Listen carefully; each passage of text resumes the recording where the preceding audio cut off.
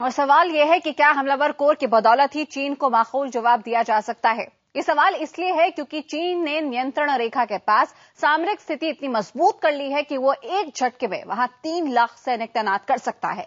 लिहाजा भारत की चुनौती युद्ध की स्थिति में दुर्गम इलाके में सेना को तेजी से पहुंचाना है। आइए देखते हैं इस मोर्चे पर भारत की क्या तैयारी है।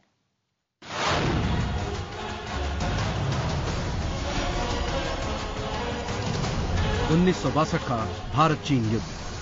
30 दिन के युद्ध में मिली हार की कड़वी याद आज भी भारतीयों के जहन में ताजा है। लेकिन मसला आज का है। सवाल यह है कि क्या चीन को जवाब देने की हालत में है भारत? चीन के जवाब में भारत की रक्षा तैयारी कहां है? सवाल इसलिए है क्योंकि भारतीय इलाकों में घुसपैठ कर लाल सेना लगातार चुनौती दे रही है। चीन का आक्रामक बर्ताव और फौजी तैयारियां खतरे की घंटी हैं।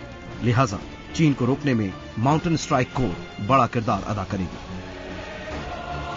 चीनी खतरे को ध्यान में रखकर बनाई जाने वाली ये सेना की पहली हमलावर कोर होगी। इस कोर में शामिल सैनिकों को दुर्गम और पहाड़ी इलाकों में जंग लड़ने के लिए विशेष रूप से प्रशिक्षित किया जाएगा। भारत और चीन के बीच वास्तविक नियंत्रण रेखा इसी इलाके से गुजरती है। 1962 की जंग में पहाड़ी इलाके के युद्ध में माहिर न होना भारतीय फौजियों को भारी पड़ा था। दुर्गम इलाकों में लाल सेना ने जिस रफ्तार से हमला किया उसने भारतीय फौज को हैरान कर दिया। ये इलाके उत्तर में 17,000 फीट की ऊंचाई पर स्थित अक्साई चिन और पूर्वोत्तर में अरुणाचल प्रदेश और सिक्किम में है। हाल की घटनाओं से साफ है कि इन इलाकों में चीन ने सामरिक बढ़त बरकरार रखी है। इसी साल अप्रैल महीने में चीनी सेना ने लद्दाख इलाके के दौलत बेग ओल्डी सेक्टर में घुसपैठ की थी।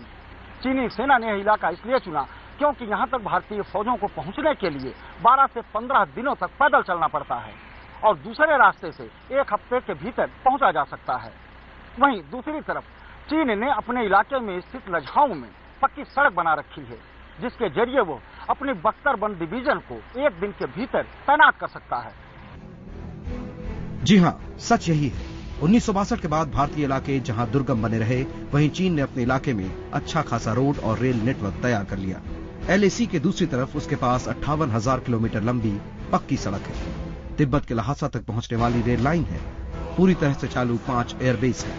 इस नेटवर्क के जरिए चीन नियंत्रण रेखा पर एक झटके में 30 डिवीजन फौज पहुंचा सकता है, यानी करीब 3 लाख फौजी। देर से ही सही, लेकिन भारत ने भी नियंत्रण रेखा के आसपास रोड और रेल नेटवर्क मजबूत करना शुरू कर दिया है। माना जा रहा है कि हाल की चीनी घुसपैठ की बड़ी वजह यह भी है कि चीन भारत की तैयारियों से नाराज है। उनकी कैपेबिलिटी काफी है 30 से 40 डिवीजन अप्लाई करना ऑल आउट वॉर के टाइम। हमारी डिफेंसिव कैपेबिलिटी अच्छी है, बट ऑफेंसिव के लिए इक्का दुक्का ही डिवीजन अवेलेबल है। ये जो माउंटेन कोर है ये ईस्ट में ही नहीं, इसके जो डिवीजन है वेस्ट में भी इस्तेमाल हो सकते हैं। माउंटेन कोर 7 साल में तैयार होगी, लेकिन साल 2010 में असम के लेखापानी और मिसामारी में 2 पैदल डिवीजन तैयार की जा चुकी हैं। इन पर अरुणाचल प्रदेश को बचाने की जिम्मेदारी होगी। वहीं फौज को मैदान जंग में तेजी से पहुंचाने के लिए वायुसेना अपने बेड़े में भारी मालवाहक विमान ग्लोबमास्टर C-130, जे हरक्यूलिस और चिनूक हेलीकॉप्टर शामिल कर रही है। इस मकसद से अरुणाचल प्रदेश में 7 अग्रिम हवाई पट्टियां भी तैयार की जा रही हैं।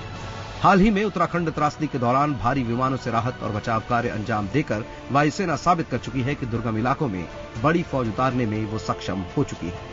इस मामले में भारत की बढ़ती क्षमता चीन के लिए बड़ी चिंता से कम नहीं। सुधाकर द्विवेदी के साथ ब्यूरो रिपोर्ट, IBN 7।